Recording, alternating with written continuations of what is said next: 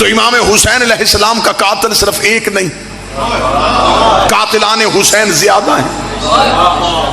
جس دور میں حسین علیہ السلام نے نہیں کہا، یہ دور کون سا تھا؟ رسول کو دنیا سے گئے ابھی 50 سال پورے نہیں ہوئے، ابھی 50 سال نہیں ہوئے نبی کو دنیا سے گئے، اور یزید جیسا شرابی تخت پہ بیٹھ گیا۔ اب میں نام نہیں لوں گا، نشانی بتانے لگا ہوں۔ اب بھی وہ لوگ زندہ تھے جنہوں نے نبی کی پشت پہ حسین دیکھا تھا۔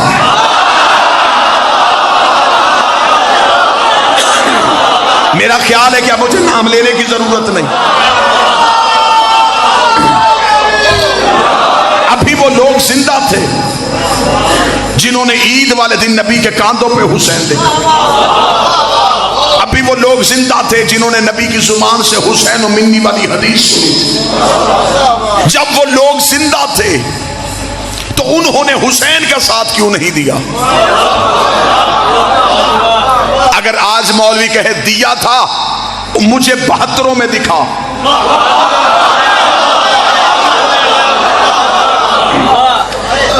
اگر وہ 72 میں نہیں تو اس کا مطلب وہ لاکھوں میں ہے،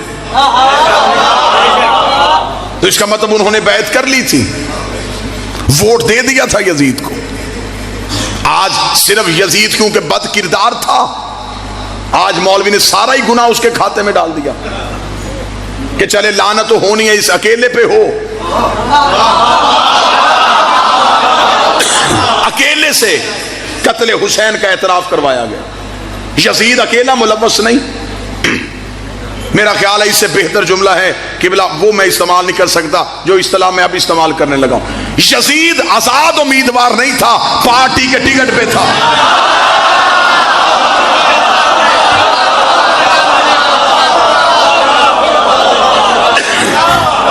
آپ ہمیں بتائیں کہ یزید کی پارٹی کون سی تھی؟ آج جو بھی اٹھتا ہے وہ کہتا ہے جی میں بھی تو شیعوں کے ساتھ ہوں، حسین صحیح تھے، یزید غلط تھا۔ ہم نے صرف تم سے اکیلا حسین صحیح نہیں کہلوانا، مجبوری بن گئی ہے نا کہ اب اگر حسین کا ساتھ نہیں دیں گے تو پھر یزید کو ماننا پڑے گا۔ لہذا حسین کی محبت میں حسین کے لیے نہیں آئے، یزید سے بچنے کے لیے حسین کے پیچھے آ گئے کہ ہم بھی کہتے ہیں کہ ہم حسین کے ساتھ ہیں۔ حسین صحیح کہنے کے لیے کئی غلط کہنے پڑتے ہیں۔ صرف حسین صحیح نہیں، حسین کا سارا نظام صحیح، اور صرف یزید غلط نہیں، یزید کا سارا نظام غلط۔ اس دور کے مسلمانوں نے حسین کا ساتھ کیوں نہیں دیا؟ یہ بھی نہیں ہوا کہ امام حسین اچانک قتل ہو گئے ہوں۔ 26 رجب کو انکار بیعت، 28 رجب کو مدینہ سے روانگی، چل 26 کو حسین کا ساتھ نہیں دیا، 28 کو حسین کے ساتھ مدینہ چھوڑ دیتے۔ مدینہ نہیں چھوڑا، 6 ماہ حسین مکہ میں بیٹھے رہے۔ مسلمان حسین کے پیچھے مکہ کیوں نہیں آئے؟ آپ اگر کہیں کہ انہیں خبر ہی نہیں تھی کہ حسین مکہ میں بیٹھے ہیں تو میرے مولا نے تو حکمت عملی ایسی ترتیب دی تھی، حسین نے تو عین حج کے موقع پہ مکہ چھوڑا۔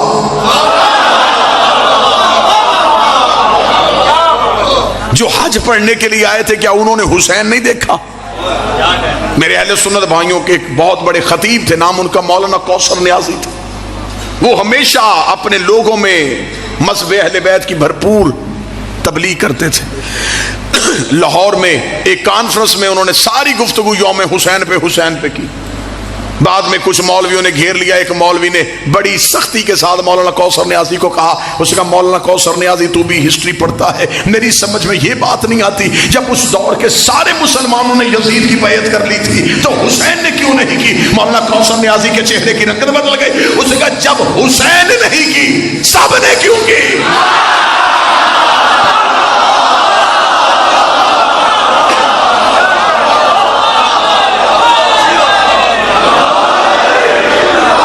جب امام حسین نے بیعت نہیں کی سب نے کیوں کی؟ اس دور کے مسلمانوں نے حسین کا ساتھ کیوں نہیں دیا؟ یہ ہماری مجلسیں، یہ ہمارے جلوس اس احتجاج پہ ہیں۔ اس سے بہتر میرا خیال ہے قتل حسین پہ انکواری کا میں جملہ نہیں پڑھ سکتا جو میں پڑھنے لگا ہوں۔ امام حسین علیہ السلام کے لڑنے کا انداز ہر امام سے نرالا تھا۔ یہی وجہ ہے کہ کربلا نے پورا اسلام زندہ کر دیا۔ کیسے زندہ کیا؟ امام حسین علیہ السلام سے پہلے 4 قتل سیدوں کے مدینے میں ہوئے تھے۔ میں فضائل پڑھ رہا ہوں، اور چاروں کے قاتل چھپ گئے تھے۔ آج تک 4 قتل ابھی تک ظاہر نہیں ہوئے، اندھے قتل ہو گئے۔ رسول حجرے میں زہر ملی، آج تک قاتل کا کسی کو نہیں پتا۔ آپ مجھے بتائیں کسی نے پڑھا قتل رسول؟ قاتل چھپ گیا۔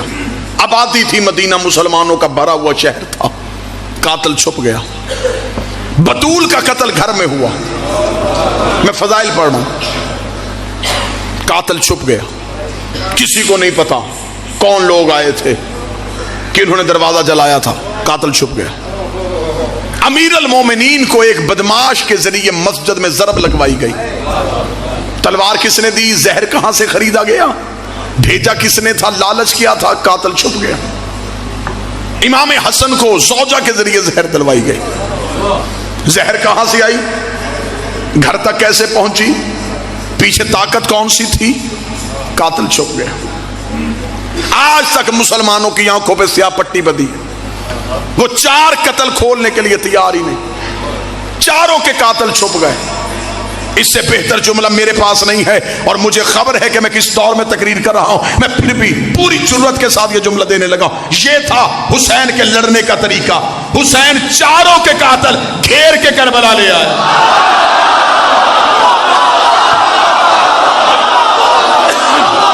اب بولو جو حسین پہ بول سکتے ہو۔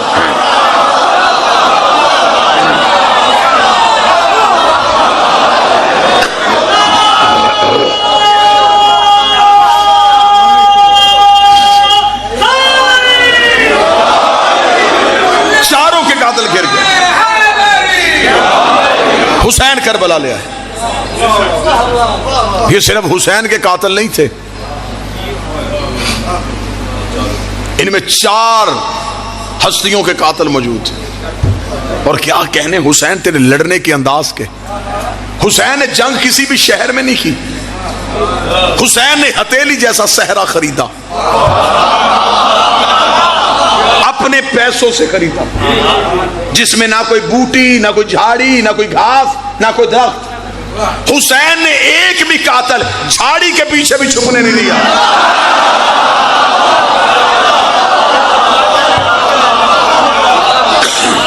حسین مکہ نہیں رکے، نہ حسین پہاڑوں میں لڑے نہ شہر میں۔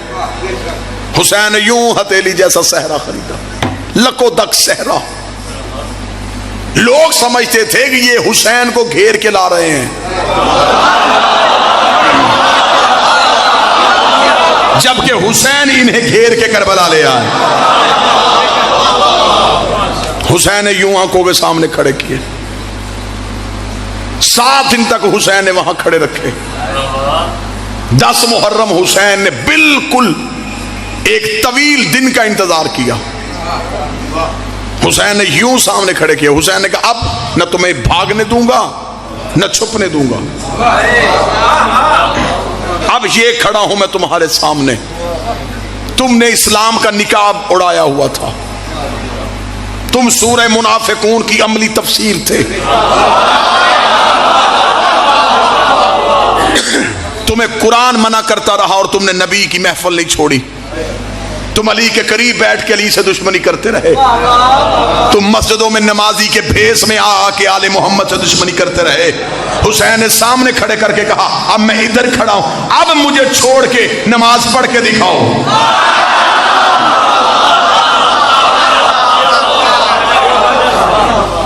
9 لاکھ میں اذان بھی تھی، نماز بھی تھی، لا الہ الا اللہ محمد رسول اللہ کا اقرار بھی تھا، لیکن حسین نہیں تھے۔ آج کوئی بھی ان 9 لاکھ کا اسلام ماننے کو تیار ہی نہیں۔ ادھر 72 میں بھوک پیاس، لیکن کیا کہنے، اگر ادھر دشمن سے انتقام بھی نرالا لیا ہے تو اپنوں کو نوازا بھی بڑے نرالے طریقے سے ہے۔ حسین نے دشمن بھی بڑے طریقے سے مارا ہے اور اپنوں کو عظیم بھی بڑے طریقے سے کیا ہے۔ جو حسین کے پیچھے آئے تھے، کوئی کسی قبیلے کا تھا، کوئی کسی قبیلے کا تھا، کوئی کسی قبیلے کا تھا، کوئی سردار تھا، کوئی غلام تھا، کوئی بوڑھا تھا، کوئی جوان تھا، لیکن حسین کے انداز کا، حسین نے ان کو کیسے نوازا۔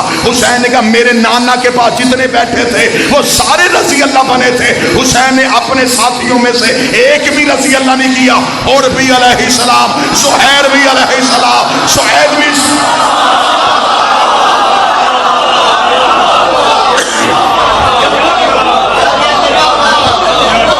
آج ہمارا امت مسلمہ سے سوال ہے کہ آخر ہمیں بتایا جائے کہ قتل حسین میں کون کون سے عناصر ملوث تھے۔ آپ یہ نہ سمجھے کہ شیعوں کا امام ہے، آپ کے نبی کا بیٹا بھی تو ہے نا، تو پھر قتل حسین پہ تحقیق کرو کہ آخر یہ بیعت جو حسین سے مانگی گئی، کیا یہ پہلی بار مانگی گئی تھی؟ اس کا مطلب اس سے پہلے بھی مانگی گئی تھی۔ تو جس نے پہلے مانگی تھی، ابتدا اس نے کی تھی۔ بعض بندے قبلہ گردیزی سے ممبر پہ پڑھ دیتے ہیں کہ یزید فاسق اور فاجر تھا، حسین اس کی بیعت کیسے کرتے؟ یزید تہجد گزار بھی ہوتا، حسین پھر بھی بیعت نہ کرتے۔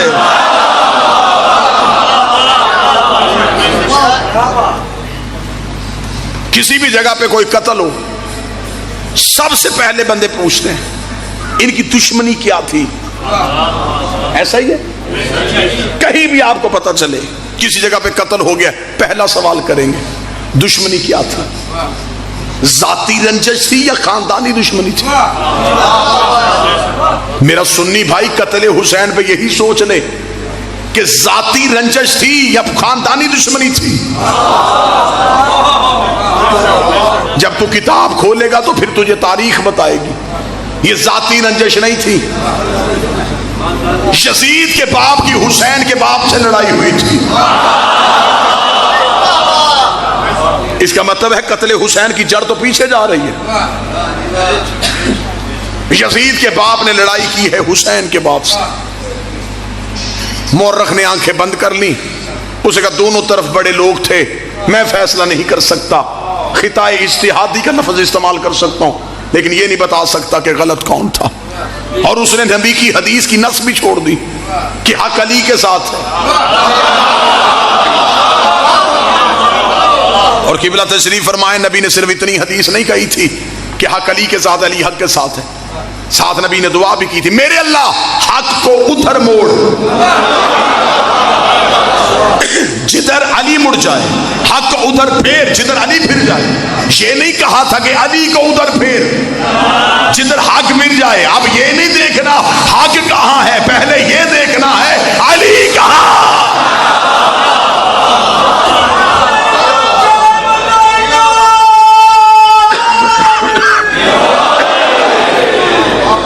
میں نے ہسٹری سے پوچھا کہ کیا حسین کے باپ اور یزید کے باپ کی دشمنی صرف ان کی تھی یا اس سے پیچھے بھی ہے؟ مورخ کے ماتھے پہ شرمندگی کا پسینہ آ گیا۔ قتل حسین کی جڑ دیکھو کہاں جا رہی ہے۔ پھر مورخ نے ہمیں بتایا کہ حقیقت یہ ہے یزید کا دادا حسین کے دادے کا مخالف تھا۔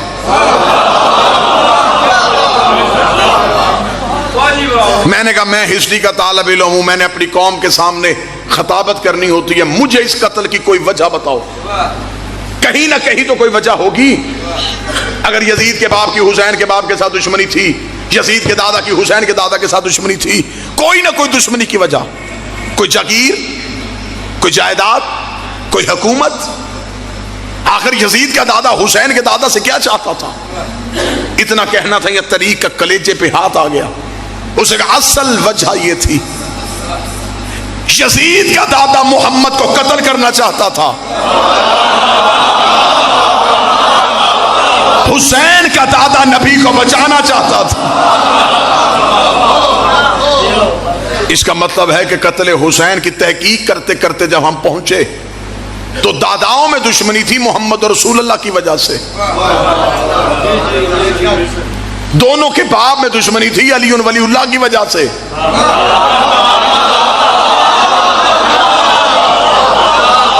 حسین کربلا میں محمد رسول اللہ کے دشمن بھی لے آیا.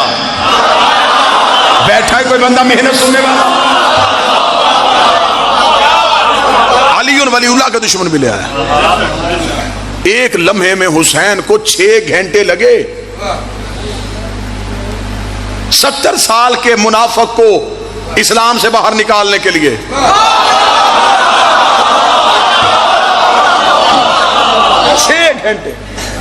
6 گھنٹے میں حسین نے یوں پکڑ کے اسلام سے باہر نکال دیا. آؤ میں تمہیں حسین کی جنگ اس انداز سے سناؤں.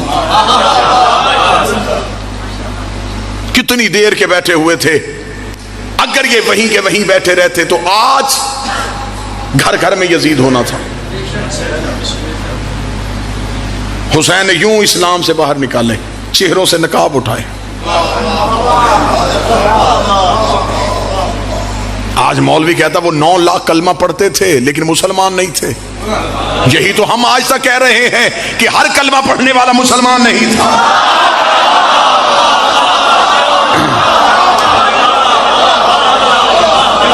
مسلمان کو عقل آئی ہے لیکن نقصان کے بعد. جب ہم نے کہا کہ نبی کی محفل میں ہر بندہ مسلمان نہیں تھا, لوگوں نے ہمارے گھر جلا دیے. ہم نے کہا علی کے پاس بیٹھنے والا ہر بندہ صحابی نہیں تھا, لوگوں نے ہمیں کافر کہہ دیا. ہم نے کہا کہ حسن کے سامنے آنے والا ہر بندہ دین کے ساتھ مخلص نہیں تھا, لوگوں نے ہماری گردنیں کاٹ دی. جب حسین کی باری آئی پھر کہنے لگے ہاں ہم مانتے ہیں یہ نمازی نہیں تھے. اگر پہلے دن ان کو پہچاننا ہوتا تو پھر جرت ہی نہ ہوتی. کیا یزید خود ہی جا کے بیٹھ گیا تھا ممبر رسول پہ؟ اس کا مطلب ہے کہ اس سے پہلے کوئی بیٹھا تھا. یزید میں اتنی جرت کہاں سے آ گئی کہ شرابی ہو کے نبی کے ممبر میں بیٹھے؟ اس کا مطلب ہے اس سے پہلے کسی نے جرت کی تھی. جو یہ جرت چلتی چلتی یزید میں آئی. اور یہی وجہ تھی امام حسین علیہ السلام سے جب ولید کے دربار میں کہا گیا تھا حسین آپ یزید کی بیعت کریں گے؟ حسین نے مسکرا کے کہا اسے کہہ دو میں علی کا بیٹا ہوں.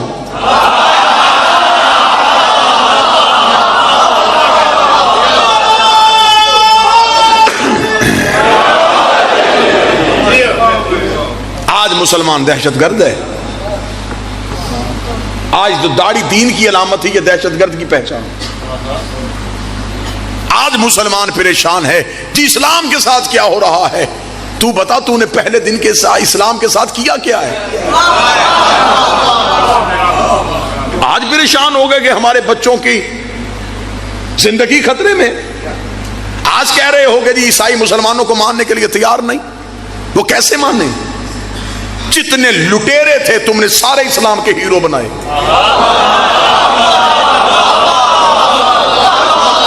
اتنا بغض, اتنی دشمنی اہل بیت کے ساتھ کہ بچوں کو تاریخ اسلام پڑھائی یا اسلامیات پڑھائی.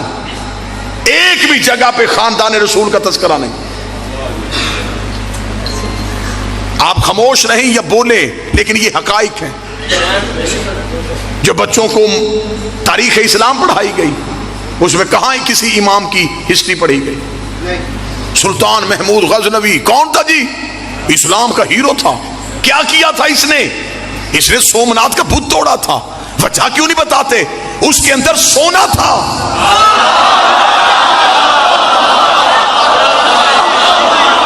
بت شکن ہوتا تو پہلے شہر کے توڑ کے آتا.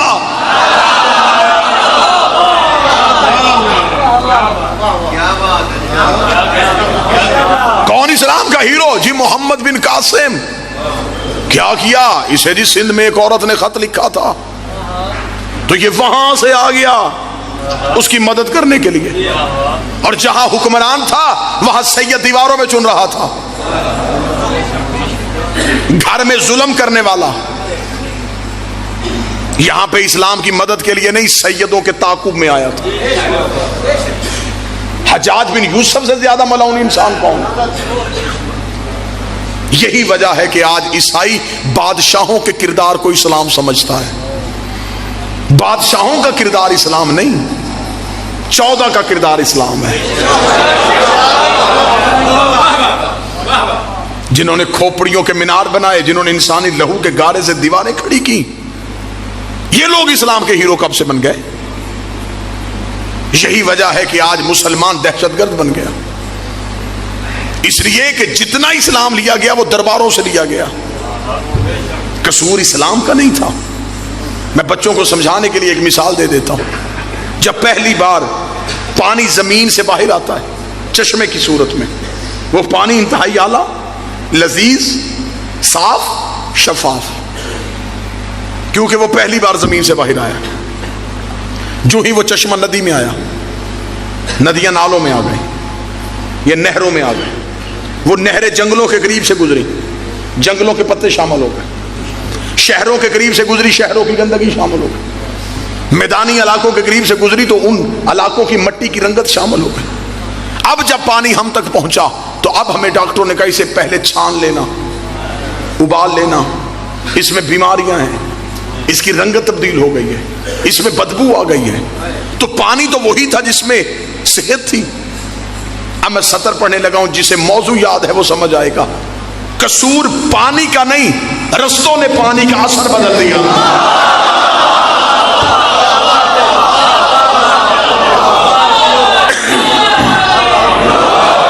جہاں جہاں سے پانی گزرتا گیا، رستوں نے پانی کا اثر بدل دیا۔ جسے مثال سمجھ میں نہیں آئی میں بات کھول دیتا ہوں۔ جب اسلام مکہ کی چوٹی سے آیا، اسلام میں حیا بھی، اسلام میں وفا بھی، اسلام میں انسانیت بھی، اسلام میں مذہب کا احترام بھی، لیکن جب یہ اسلام بادشاہوں کے درباروں میں آیا، اس میں جھوٹے راوی آ گئے، اس میں گندے محدث آ گئے، اس میں غلط کردار والے بادشاہ آ گئے۔ اسلام مکے کی وجہ سے پریشان نہیں ہوا، درباروں کی وجہ سے پریشان۔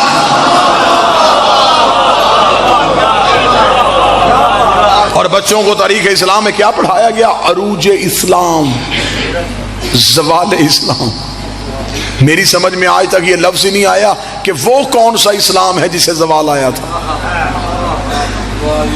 پڑھے لکھے احباب تشریف فرما ہے، ساری دنیا بھی اللہ کو چھوڑ دے، اللہ کی ذات کو کوئی فرق پڑتا ہے؟ بندے اسلام نہ لے کے آتے تو اسلام کو زوال کس چیز کا تھا؟ جب اسلام کو زوال ہے ہی نہیں تو پھر مورخ نے کیوں لکھا زوال اسلام؟ میں وجہ پڑھ دیتا ہوں۔ بادشاہ جنگ جیت کے آیا، انہوں نے عروج اسلام لکھ دیا۔ بادشاہ کہیں سے جنگ ہار کے آیا، انہوں نے زوال اسلام لکھ دیا۔ ایک چھری ڈاکٹر کے ہاتھ میں ہوتی ہے، وہی ڈاکو کے ہاتھ میں ہوتی ہے۔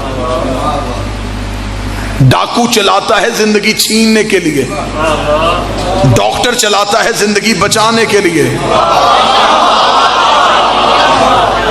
تلوار بادشاہ کے ہاتھ میں ہو تو دہشت گردی ہوتی ہے، امام کے ہاتھ میں ہو تو جہاد ہوتا ہے۔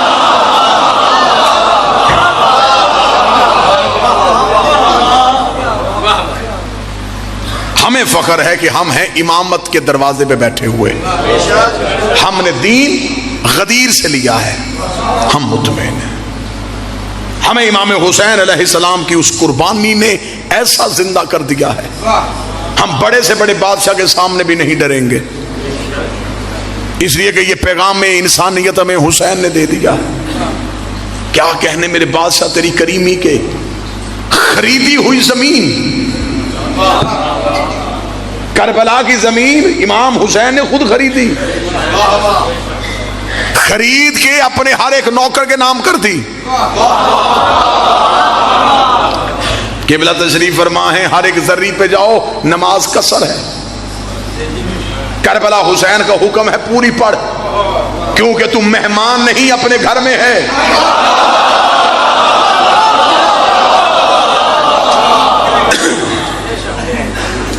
ابھی آ رہے ہیں لوگ اربعین سے واپس، سروں پہ قرآن رکھ کے پوچھنا کتنی بڑی کریمی حسین کی زندہ دیکھ کے آئے ہیں۔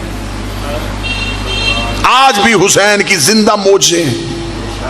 70 لاکھ کی آبادی کا شہر، حسین کبھی 3 کروڑ بلاتا ہے، کبھی 4 کروڑ بلاتا ہے، کبھی 5 کروڑ بلاتا ہے۔ میں نے مولا حسین کے حرم میں بیٹھ کے عالم دین کے درس میں جملہ سنا تھا، انہوں نے کہا تھا جیسے جیسے حسین کے مہمان آتے جاتے ہیں حسین کربلا کو کھولتا جاتا ہے۔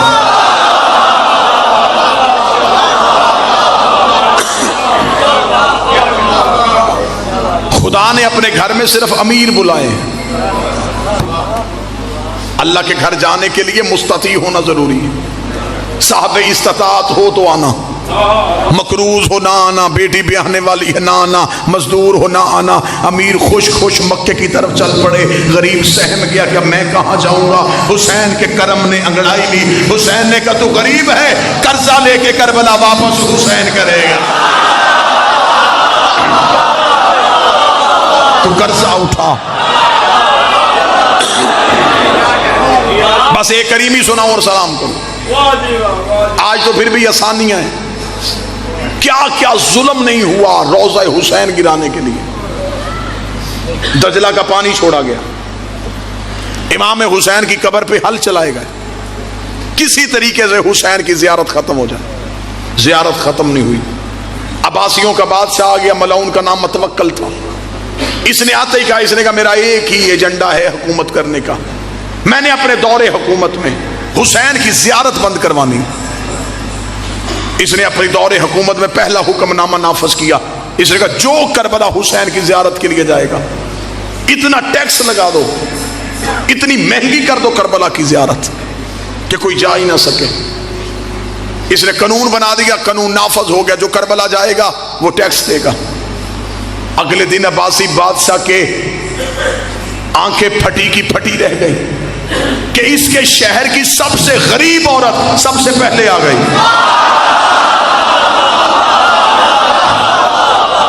اگلی سطر پڑھوں جو عقیدہ سن سکتے ہو۔ آئی اور آنکھیں، زنجیر در ہلایا، زنجیر در ہلانے کے بعد متوکل کے سامنے کھڑی ہوئی، متوکل کو دیکھ کے کہنے لگی متوکل میں کربلا جانا چاہتی ہوں۔ اس نے کہا بڑھیا تو نے میرا اعلان نہیں سنا؟ اس نے کہا ہاں میں نے سنا ہے، زیارت سستی ہو گئی ہے۔ متوکل دیکھ کہتا میں نے ٹیکس لگا دیا ہے۔ بڑھیا دیکھ کہتی کتنے درہم؟ اس نے بتایا، اسے چادر کی گرہ کھولی، اس کے سامنے پھینک کر دیا میں جاؤں؟ متوکل درہم دے کے بڑھیا کا چہرہ دیکھا تھا، یہ کہاں سے لے کے آئی ہے؟ مسکرا کر دی جس نے بلایا ہے اسی نے دیے۔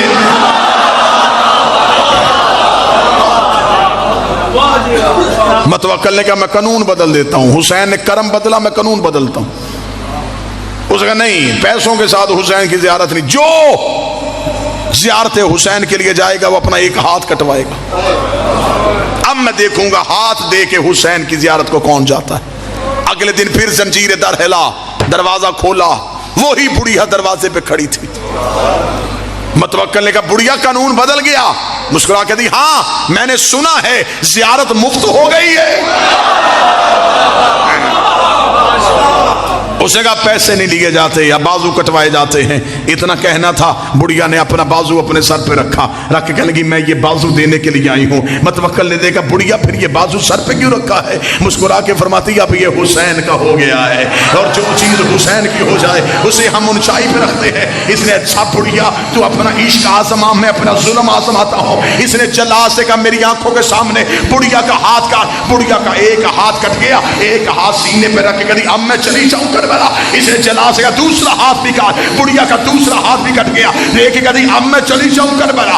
اس نے اپنے جلا سے کہا میں اب دیکھتا ہوں یہ بڑھیا کربلا کیسے جاتی ہے۔ اس کا ایک پاؤں کاٹ، پاؤں کٹ گیا، ایک پاؤں پہ کھڑی ہے اور دیکھ کے کہی اب میں چلی جاؤں کربلا۔ اس کا دونوں پاؤں کاٹ، دونوں ہاتھ کٹ گئے، دونوں پاؤں کٹ گئے۔ اس کا بڑھیا کو نشان عبرت بنا دو، اسے دیکھ کے کوئی کربلا جانے کا سوچے بھی نہ۔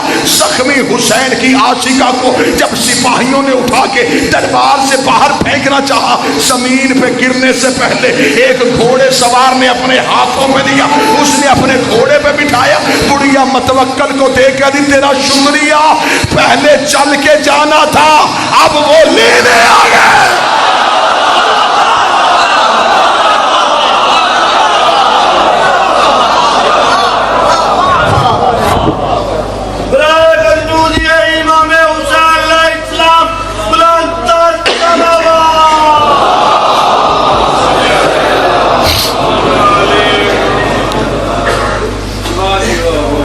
زندہ رہو تو حسین کی محبت میں، یہ مرنے کے بعد بھی مرنے نہیں دیتے۔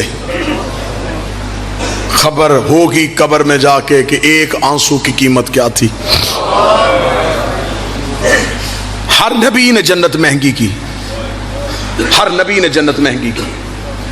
کسی نے کہا 50 نمازیں پڑھو، کسی نے کہا 3 ماہ کے روزے رکھو، کسی نے کہا ہفتے والے دن کا شکار بند کرو۔ ہر ایک نبی شرطیں بڑھاتا گیا جنت کے لیے۔ وحد ہے کربلا کا کریم جس نے اتنی سستی کی، اتنی سستی کی، ایک آنسو میں بند کر دی۔ اور دنیا کا تجارت کا اصول ہے، چیز خریدو سستی، بیچو مہنگی، ایسا ہی ہے۔ خریدو سستی، بیچو مہنگی۔ حسین ایسا عظیم کریم ہے، اس نے خریدی مہنگی، بیچی سستی۔ یہ جو خریدی ہے یہ حسین نے سستی خریدی۔ جنت کی قیمت حسین سے دیکھ رہی ہے تو دیکھ، اس نے بیٹے کا جگر دیا ہے، اس نے جوان بھائی کے بازو دیے، اس نے یتیم بھتیجے کی لاش کے ٹکڑے اٹھائے، اس نے بھانجوں کی لاشیں صحرا میں چھوڑی۔ اگر کوئی سید بیٹھا ہو تو ہائے واجب سمجھ کے کرے، اس نے بہن کی چادر دی ہے، اس نے بیٹی کے در دیے ہیں۔ آج یہ آہا، آج یہ سسکیاں، آج یہ ماتم کس لیے؟ جنگ کربلا میں ختم ہو جاتی تو شاید ہم بھی اتنا نہ روتے۔ لوگ ہم سے پوچھتے ہیں شیعہ روتے کیوں؟ ہم سے یہ پوچھا کرو تم مر کیوں نہیں گئے؟ بدلے علی کے علی کی بیٹیوں سے دیے گئے، علی کا بدلہ علی کی بیٹیوں سے۔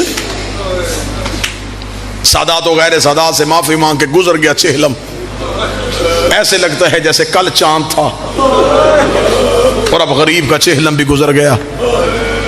اگلے سال وہ روئے گا جو رہے گا۔ کوئی مخصوص مصائب تو نہیں پڑھنا چاہیے، میرے بات کوئی پڑھے گا؟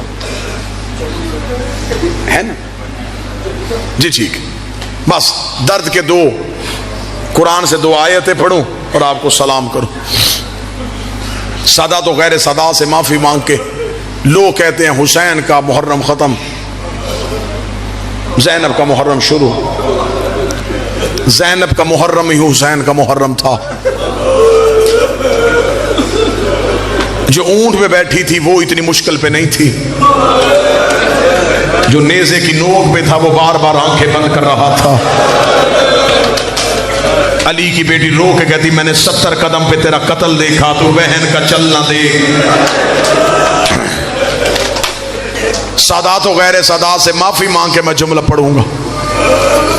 کسی ذاکر، کسی خطیب، کسی عالم میں یہ جرت ہی نہیں ہوئی کہ وہ پڑھے کہ شام کے بازار میں کیا ہوا تھا۔ مجھے بادشاہ حسین کی عزت کی قسم ہے، ایک آدھ روایت ہم پڑھ دیں تو لوگ ہمیں گاڑی تک چھوڑنے جاتے ہوئے منتیں کرتے ہیں، خدا کا واسطہ ایسا مصائب نہ پڑھا کرو۔ مجھے بادشاہ حسین کی قسم ہے، اگر بازار شام پڑھ دیا جائے تو مجمع سے بندے نہیں جنازے اٹھے۔ اگر بتا دیا جائے کہ علی کی بیٹی کیسے گزری تھی، میں اگلا جملہ پڑھوں گا جہاں سید بیٹھا وہاں سے ہائے کی آواز آئے گی۔ میں ایک اشارہ کر دیتا ہوں کہ بازار شام کتنا مشکل تھا، جوان ماتمیوں کے لیے اشارہ کرنے لگا ہوں۔ جس سجاد نے اکبر کی پرچی برداشت کر لی تھی، کچھ نہ کچھ تو شام میں ہوا ہے نا جو اس کا جگر پھٹ گیا۔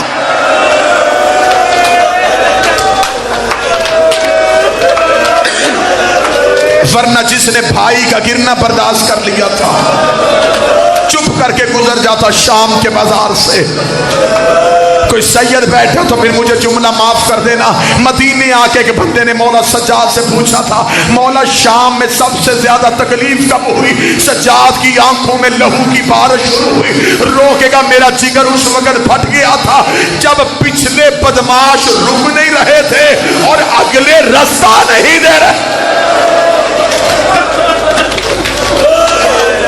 پیچھے والے بدماش رک نہیں رہے تھے، اگلے بدماش رستہ نہیں دے رہے تھے۔ مولا سجاد کہہ دے یہ وہی وقت تھا جب میری ماں زمین پہ بیٹھ گئی، رو کے کہتی ہے سجاد اب مجھ سے چلا نہیں جا رہا۔ سجاد بازار میں بھیڑ زیادہ ہو گئی، ہم بھی بہنیں بیٹیاں لے کے خریداری کے لیے رشتہ داروں کے گھر جانے کے لیے نکلتے ہیں، جس کے ساتھ پردہ دار ہو پردے دار پیچھے چلتی ہے، گھر کا مرد بھائی باپ بیٹا آگے چلتا ہے، آگے رش ہو ساتھ ہو تمہارے پردہ دار، تو جو ساتھ مرد آیا وہ اونچی آواز نہیں دیتا، وہ آگے والوں کو ہاتھ لگاتا ہے رستہ بنانے کے لیے، جو آگے کھڑا وہ پیچھے مڑ کے دیکھتا، جب دیکھتا اس کے ساتھ پردہ دار ہے وہ فوراً نظریں جھکا کے رستہ دے دیتا ہے۔ ہمیشہ پردے دار کے لیے رستہ بنانے کے لیے آگے چلنا پڑتا ہے، ہاتھ کے ساتھ رستہ بنانا پڑتا ہے۔ اللہ جانے تم میں سے کوئی روئے گا یا چیخ مارے گا، جس نے زینب کا رستہ بنانا تھا اس کے ہاتھ بدے ہوئے تھے، وہ ہر موڑ پہ رو رو کے کہہ رہا تھا رستہ چھوڑو میرے ساتھ محمد کی بیٹیاں آ رہی ہیں، رستہ چھوڑو میرے ساتھ غازی کی مرشد زادیاں آ رہی۔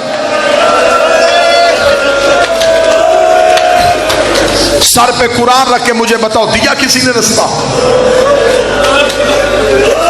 میں غیر سید ہوں، میں بازار شام نہیں پڑھ سکتا، صرف زیادہ سے زیادہ 2 منٹ میں ایک روایت پڑھ کے سلام کرنے لگا، لیکن اس روایت کو سننے سے پہلے ہر سید بھی معاف کرے، ہر زنجیر زن ماتمی بھی معاف کرے۔ کیسے گزری علی کی بیٹی؟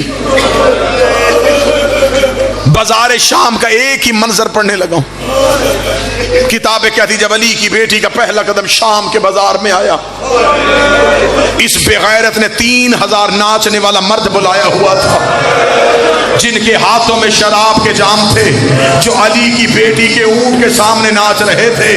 جس بندے نے ماتم نے کیا وہ ماتم کی تیاری کرے۔ مجھ سے پوچھو اس نے ناچنے والے مرد کیوں بلائے ہوئے تھے؟ اس نے پہلے ناچنے والی عورتوں کو بلایا تھا، جب وہ بازار شام میں آئیں انہوں نے بازار کا ماحول دیکھا، انہوں نے یزید کو پیغام بھیجا کہ ہم تیرے کہنے پہ آ گئی تھی لیکن بازار کا ماحول ہمارے کھڑے ہونے کے لائق نہیں ہے، ہم اپنے اپنے گھروں کو واپس جا رہی ہیں، تو علی کی بیٹیوں کو ہماری گلیوں سے گزار۔ شام کی آوارہ عورتیں اپنے اپنے گھروں کی چھتوں پہ چلی گئی، اور جس کی ماں کا جنازہ آدھی رات کو اٹھا تھا وہ کبھی اس بازار کبھی اس بازار رو رو کے کہتی رہی عباس آنکھیں کھول۔